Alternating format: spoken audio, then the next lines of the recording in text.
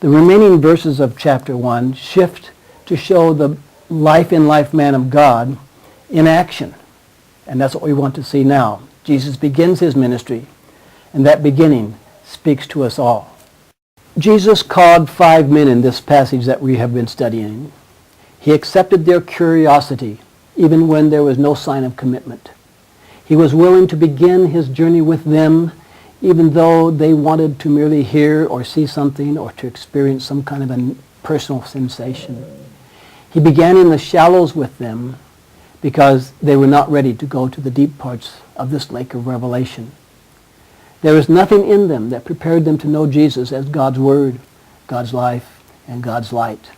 That was for the deep parts of the lake. Jesus met them on the shores of the lake, and he began leading them through the shallow parts of the lake of revelation where they could still see the bottom. He would take his time to lead them to the deepest part, to an understanding of his life-in-life presence and an understanding of their future as life-in-life people. He would lead them on toward his resurrection so that they could become those people. So I hope it is as comforting to you as it is to me to know that Jesus does the same for us when he calls us to follow him. He doesn't require a deep knowledge of him at the beginning. He's willing to come to us wherever we are. That is the way of the life-in-life man of God. So we can apply the 7 demonstrations of his calling in this passage to our own lives, and so I'm just going to repeat them. Number 1, Jesus comes to where we are and begins his calling there.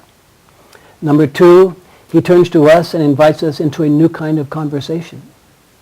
Number 3, he speaks, but he also listens. Number 4, he provides new light on our own lives. Number 5, the life to which he calls us is like nothing experienced before. Number 6, he calls us to leave human-centered understandings of people to new God-centered knowledge of them. And number 7, he calls us from the light of human-centered sight to God-centered seeing.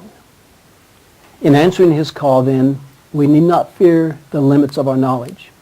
We need not fear being thrown into the deep waters of revelation immediately. We need to simply trust him where he finds us and follow him from where we are.